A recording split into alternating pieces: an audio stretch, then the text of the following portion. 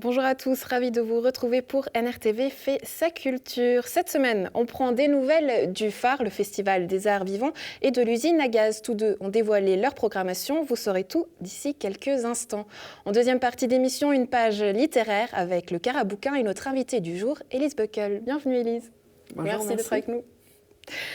Je vous le disais, l'usine à gaz a dévoilé sa programmation théâtre, concerts, danse et spectacle. Le tout dans une programmation comme d'habitude éclectique. Vous saurez tout en compagnie de Florian Cavalieri. Alors les principaux axes pour nous sont toujours les mêmes, c'est-à-dire qu'un programme riche et varié qui touche autant au théâtre, à la danse, à l'humour, aux concerts assis de jazz ou de musique du monde, au spectacle pour le jeune public, aux concerts debout, aux soirées festives. Voilà, c'est toujours la même ligne aussi riche que d'habitude. Concernant le spectacle, les spectacles jeunes publics, il y a des nouveautés, ça commence par un abonnement. Alors c'est pas une nouveauté, c'est quelque chose qui a été maintenu, on propose 5 spectacles jeunes publics à 15 francs l'entrée et il y a un abonnement qui permet de disposer d'une réduction plus que substantielle pour les 5 spectacles et qui est transmissible. Donc on peut à la fois donner à une autre famille ou prendre un autre enfant avec soi pour venir voir l'un ou l'autre spectacle. Cette programmation jeune public, elle est très importante pour l'usine à gaz. Expliquez-nous pourquoi. Parce que l'usine à gaz est un lieu qui cherche à présenter une polyvalence de spectacles. Et c'est pour ça qu'on y trouve aussi des spectacles jeunes publics au milieu des concerts, au milieu des spectacles de danse ou de théâtre. Ça doit rester un divertissement, mais finalement on peut se dire que la culture ou l'art est là justement pour poser des bonnes questions. Et ce qui est intéressant dans certains spectacles, puisque les parents accompagnent quand même les enfants en général lors de ces spectacles, c'est de susciter des discussions entre eux ou un questionnement de la part des enfants. Et parfois, comme ce spectacle effectivement qui va parler du genre de la compagnie Boca de la Luna, c'est important parce que les enfants resteraient dans leur clan unisexe garçon-fille. Et c'est intéressant de leur poser un peu des questions, d'aller, pas les provoquer, mais ouais, les titiller. Pour les plus grands, il y a quelques très beaux spectacles de théâtre avec Il faut le boire, qui est le spectacle qu'on fait tourner un petit peu dans la région, et cette fois qui sera au Château de Loing à mi-septembre, avec 38 séquences de Marie Fourquet, qui a connu un grand succès, notamment à Lausanne, avec une compagnie française qui reprend La vie de Vonsois de Romain Gary, une compagnie qui s'appelle Les Chiennes Nationales, avec un spectacle passionnant et explosif. Avec de la danse, pour un spectacle qui s'appelle Créature, de Gabor Varga et Joseph Trefli, qui sont 2 danseurs basés à Genève. Aussi un spectacle d'humour avec Tiffany Beauvais-Clamette, un spectacle qui s'appelle D'autres. Fantastique spectacle d'humour qui est en train vraiment de faire un carton. Dans cette programmation de seconde moitié 2017, le théâtre et plus particulièrement le théâtre suisse occupe une place très importante. Oui, parce qu'on essaye toujours avec l'usine à gaz de renouveler des partenariats avec des compagnies avec lesquelles on a déjà travaillé, puis de faire découvrir de nouvelles choses. Cette fois, vous n'avez pas de ce qu'on appelle de théâtre de répertoire, mais c'est quelque chose qu'on accueille souvent à l'usine à gaz, donc peut-être que vous retrouverez ça en 2018.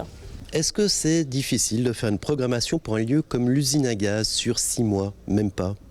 Alors ce qui est difficile, c'est le délai dans lequel on peut la faire. C'est-à-dire que l'année passée, j'ai appris début mai que nous avions l'usine à gaz encore sur l'automne, donc il restait un mois et demi pour monter une programmation. Cette année, il y a eu un petit peu plus de temps, c'est-à-dire peut-être 2 mois et demi. C'est très court pour monter une programmation et s'adresser à des artistes qui en général ont besoin de réponses, notamment dans le théâtre, au moins 6 mois à l'avance, voire plus. Mais c'est faisable. La preuve, tout est faisable. Après, c'est pas une situation qui est très confortable et on aimerait travailler de manière, disons, un peu plus sereine dans l'idéal. Du côté du phare, le rideau s'est également levé sur la programmation. Pour sa 33e édition, après les conflits en 2015 et la migration en 2016, c'est au tour du futur, nos futurs. Le phare s'interroge sur le futur, plus précisément nos futurs. Pour sa 33e édition, le Festival des Arts Vivants s'ancre dans un présent aux couleurs de l'espoir, dans un monde de tout les possibles. Des œuvres qui leur permettent de peut-être réfléchir, qui leur permettent aussi de se ressourcer, de se recharger d'énergie, de croyances, de peut-être s'équiper de plus de questions pour justement aller de l'avant et envisager l'avenir autrement. À l'image d'une boussole, plus d'une centaine d'artistes redessineront le monde de demain. Temps fort du festival, 4 hectares, une création imaginée avec des enfants de la région, où le nord de la ville de Nyon deviendra terrain de jeu artistique. Ça nous intéressait, quand on parle de l'avenir du futur, d'impliquer des enfants sur cette question de l'urbanisme, sur cette question des villes qui grandissent, du monde dans lequel ils vont grandir, qu'ils vont devoir prendre en main. Des spectacles qui emmèneront également le public à la découverte de nouveaux horizons. Cette année, on aura une petite caravane OVNI qui sera déplacée par un artiste qui nous viendra de Norvège. Et dans cette petite caravane, la caravane s'arrêtera sur les places de plusieurs villages et petites villes du district. Et les spectateurs seront invités un par un à y pénétrer et à écouter une histoire spécialement concoctée pour eux. Une histoire qui peut faire du bien. Bonjour. Le projet qui sera proposé cette année s'appelle Mama Helvetica. C'est un lieu qui va être ouvert tous les jours pendant le festival et se pose des questions très simples qui sont qu'est-ce que c'est qu'un espace d'invitation, qu'est-ce que c'est qu'un espace d'accueil, qu'est-ce que c'est l'accueil, qu'est-ce que c'est qu'une bonne invitation, qu'est-ce que c'est d'être un invité, qu'est-ce que c'est d'être un hôte.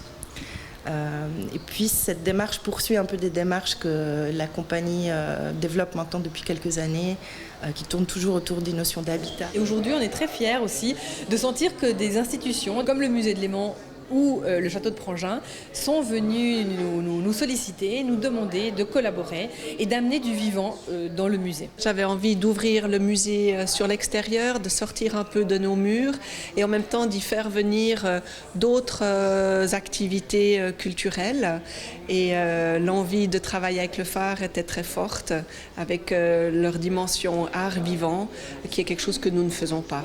Le public sera en fait traité comme des convives et ils vont être invités pour un repas cuisiné avec des produits de notre jardin potager, le plus grand jardin potager historique de Suisse, et vont pouvoir pratiquer l'art de la conversation comme cela se faisait au XVIIIe siècle, à l'époque du baron Louis-François Giguère. Le tout à découvrir du 9 au 19 août. Un récit aux allures de conte moderne, c'est le nouvel ouvrage d'Élise Beukel, Lola, l'arbre de la féminité. Élise, ce livre, il a émergé au Chili. Vous avez fait un voyage, ou plutôt une mission avec les Nations Unies. Qu'est-ce que vous y avez vu qui vous a donné envie d'écrire ? Alors j'ai vécu avec une famille là-bas qui habitait dans des favelas, donc en fait dans des bidonvilles, dans un village qui s'appelait San Fabián de Alico, qui était un village très pauvre, au sud du Chili, au sud de Santiago. Et c'est vrai que le Chili, c'est un pays de contraste. C'est un pays d'un côté très riche, très développé, mais un pays aussi où le régime de Pinochet a fait des ravages finalement et où des gens ont très peu. Ils n'ont pas forcément accès à l'eau, à l'électricité. Mais ce sont des gens très pauvres qui en même temps ont une grande richesse humaine et beaucoup de valeurs, de solidarité, de famille. Et donc j'ai rencontré des personnages là-bas qui m'ont beaucoup marqué et qui m'ont inspiré notamment pour ce livre. Une œuvre on pourrait dire que c'est une œuvre qui interroge la réalité ? Qui interroge la réalité, oui. Et en même temps, ce que j'ai voulu faire, c'était donner hommage aux femmes, rendre hommage aux femmes, rendre hommage au courage de toutes ces femmes qui transmettent la vie et qui parfois peuvent mettre en péril leur propre vie au moment de la naissance. Et donc c'est aussi un livre sur la transmission de la vie et la transmission de la vie de mère en fille. Voilà. Et pourquoi avoir voulu finalement reprendre certains schémas de pensée dont on a l'habitude d'entendre ? Je pense notamment à l'arbre, il y a les racines qui nous rappellent l'histoire, les branches qui vont vers le ciel comme espoir. Pourquoi avoir repris ces schémas de pensée-là ? Alors c'est vrai que l'image de l'arbre, pour moi, c'est la connexion à la nature, le lien à la nature. J'ai moi-même grandi à la campagne. Et parfois, on oublie un petit peu d'où on vient et on oublie peut-être qu'en tant qu'être humain, on fait aussi partie de la planète, de tous ces êtres vivants. Et l'image de l'arbre, pour moi, c'est une belle image. Je pense que pour grandir, on a besoin de s'enraciner, de savoir d'où on vient. Et donc dans ce livre, c'est Lola qui renoue avec ses racines aussi, avec le jardin de son enfance. Et en même temps, on a aussi besoin de prendre de la hauteur et donc de se développer, d'avoir comme un arbre les branches qui se développent vers le ciel. Et puis aussi, je trouvais que c'était une tradition ancestrale intéressante. Dans certaines cultures, les femmes décident donc d'enterrer le placenta au pied de cet arbre. Et c'est un lien à la terre aussi, puisque je pense que quelque part, on vient de cette terre et on va revenir à la terre. Et la vie est faite aussi de renaissance perpétuelle. Voilà, donc c'est vrai que cette image de l'arbre, c'est d'ailleurs l'image de la couverture. C'était quelque chose d'important pour moi. Et puis, vous êtes venu accompagné de ce petit calepin, un petit livre qui vous accompagne pour écrire. Je crois que c'est important pour vous. Oui, c'est vrai que mon journal de bord m'a accompagnée depuis déjà toute jeune dans tous mes voyages. C'est un peu mon meilleur allié, mon compagnon de route. Mes parents nous ont emmenés voyager très tôt. Donc, quand j'avais 9 ans, déjà, on est parti au Sénégal. Donc, j'écrivais déjà des carnets de voyage à cet âge. Et puis ensuite ces carnets m'ont accompagnée aussi au moment de l'adolescence, qui est un moment très important pour les femmes quand le corps se transforme. Et donc, on a besoin aussi d'une oreille, d'une écoute et d'un miroir, finalement. Donc, oui, c'est vrai, c'est un carnet qui m'accompagne partout. Ça serait en quelque sorte votre miroir à vous ? Oui, effectivement. Parce qu'on vous y retrouve quand même dans ce livre. Oui, alors c'est vrai que bien sûr c'est une fiction, mais quand on écrit, il y a toujours beaucoup de choses très personnelles. Si on veut écrire une histoire qui vient du cœur, on parle aussi beaucoup de soi, donc il y a effectivement des choses autobiographiques. Et l'écriture, c'est aussi un miroir, effectivement, de qui on est, de ce qu'on fait, et aussi des personnes qu'on a rencontrées dans la vie qui nous ont marqués. Vous êtes une femme de terrain, vous avez travaillé dans les Nations Unies, on l'a dit, donc est-ce que par l'écriture, vous souhaitez aussi vous engager et donner peut-être la parole à certaines personnes ? Oui, alors c'est vrai que je suis une personne très engagée. Donc comme vous dites, j'ai travaillé aux Nations Unies dans différentes organisations internationales. Je suis très engagée pour le développement durable, la justice sociale, la protection de l'environnement, les droits des femmes également. Et l'écriture, c'est aussi, pour moi, c'est une écriture engagée dans le sens où... Alors j'avais fait un premier livre qui était vraiment sur le changement climatique. Donc ça, c'est mon deuxième livre, qui est une histoire vraiment sur les femmes, sur la féminité au fil du temps. Mais le contexte du livre, c'est vraiment sur l'Amérique latine et donc un contexte social et politique d'inégalité. Et c'est aussi ça que j'ai voulu quelque part dénoncer. Et en même temps, il y a un message d'espoir puisque finalement, c'est aussi montrer que ces personnes qui n'ont rien peuvent tout à fait s'en sortir et que les choses peuvent aussi bien se terminer. J'ai voulu aussi faire un livre avec une fin heureuse et un livre qui fait du bien. On a tous besoin d'histoires qui font du bien. Merci Lise. Un livre donc à découvrir chez Payot. L'amour des lettres, des mots et de la lecture, c'est aussi ce qui anime Julie du Carabouquin. Le camping littéraire est actuellement sur les routes de Gland, à découvrir.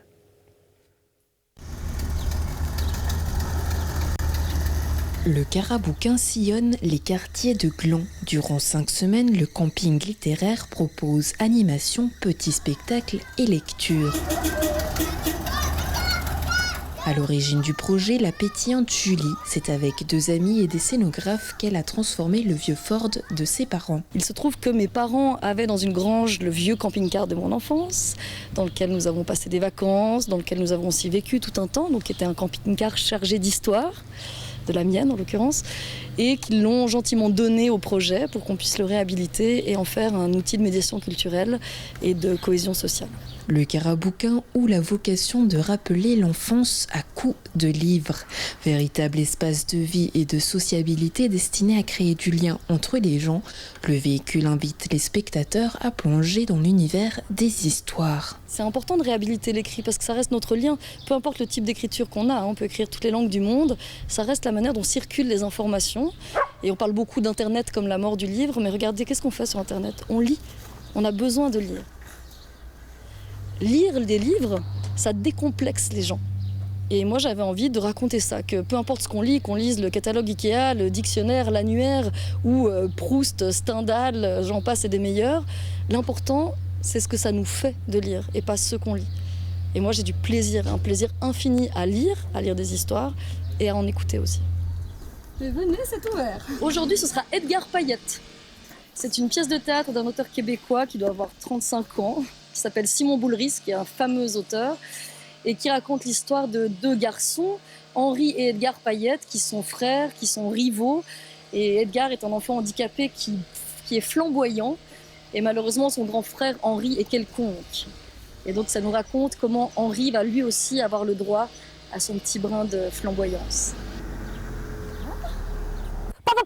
J'aime la vitamine C et les épinards. Je suis capable de battre Batman, Superman et Spider-Man au tir au poignet. J'aime les bonbons sucrés et amers à la fois. Je suis capable de me brosser les dents juste en passant la langue dessus. J'aime plus Billie Holiday que Johnny Hallyday. J'aime l'odeur de l'automne. Je suis capable de lécher mon propre nez avec ma langue. J'aime les filles avec des robes courtes. Je suis capable de prédire si ce sera pile ou bien face. Quand on lit un livre à quelqu'un, il se crée entre cette personne qui écoute et celle qui lit un lien inédit. D'habitude, la lecture à haute voix, elle est réservée au cercle de l'intimité, de la famille. Et quand tout d'un coup ça se passe dans l'espace public, ça crée quelque chose de tout à fait sensationnel et nouveau. Et me mettre dans cette intimité-là avec les gens, plonger au fond de leur regard ou au fond de leur oreille quand je lis, ça m'émeut très très profondément. Cet été, le Petit Carabouquin prendra également la route pour rejoindre le festival Open Air de Gland et proposer des ateliers en marge des films. Une belle occasion pour se rencontrer et vivre de belles histoires. Depuis 1983, le solstice d'été est synonyme de fête de la musique. À Nyon, c'est le week-end dernier qu'elle a eu lieu. Retour sur l'événement avec Rodolphe Henner.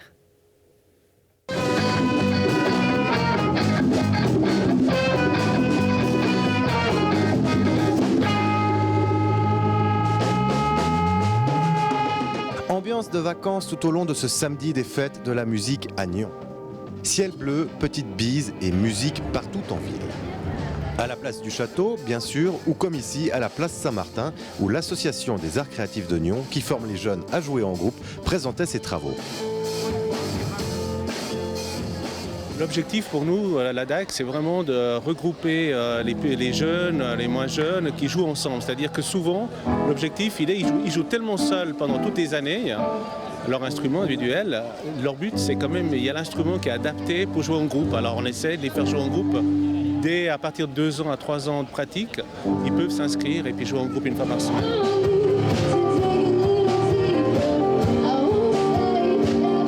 Sortir de ta chambre et il faut oser sortir et jouer, et surtout que c'est, enfin moi ça fait 5 ans que je suis à la DAC et je me suis fait genre beaucoup d'amis et genre c'est une ambiance qui est toujours super sympa. Si j'avais pas fait la DAC, je pense que j'aurais pas eu l'idée de faire un groupe. Alors que maintenant, typiquement, je pense que je vais en former un après avoir arrêté la DAC. Sans la DAC, en fait, c'est très difficile de lancer un groupe. Pour avoir essayé, trouver les locaux, trouver les gens, c'est vraiment compliqué. Mais cette fête de la musique 2017, c'est aussi quelques nouveautés. L'Elastic Citric, par exemple, qui accueillait pour la première fois les artistes dans une ambiance des plus intimistes. C'est la première fois que l'Elastic Citric prend part à la fête de la musique de Nyon. Et on a essayé de proposer quelque chose d'un petit peu nouveau, en tout cas qui ne se fait pas encore forcément à Nyon. C'est une scène 100% acoustique. Tu es une reine.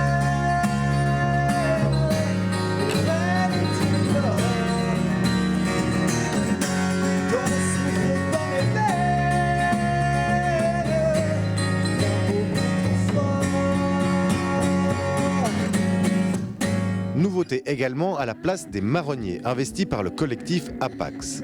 Au programme, pétanque, musique et clou du spectacle, une scène toute en bois conçue spécialement pour l'événement.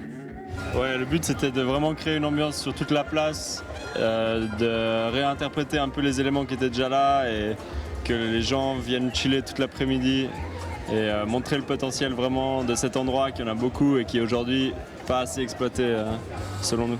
Gros succès donc pour cette édition 2017 de la Fête de la musique à Nyon, où les nouveautés ont donné plein d'idées aux organisateurs pour la suite. Ça faisait longtemps qu'on n'avait pas eu une aussi belle édition et vraiment moi je suis absolument ravie. Et là cette place des Marronniers c'est magnifique, on a la vue, on a le beau temps, on a la petite bise qui va avec et surtout on a une musique de qualité, donc magnifique.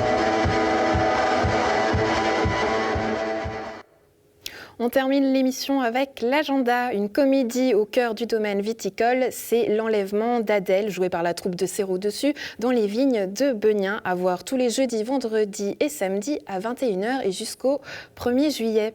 Les 24 et 25 juin, on se jette à l'eau. C'est la manifestation proposée par le musée du Léman et le musée romain. Départ du musée romain à 10h30, puis visite des deux expositions. La journée se terminera avec une baignade dans le lac, évidemment. Émilie, quant à vous, on pourra vous retrouver le 30 septembre pour une séance de dédicace à Nyon, à Payot, et puis le 20 septembre à 20h à la bibliothèque de Nyon, je crois. Qu'est-ce que vous allez faire dans cette bibliothèque ?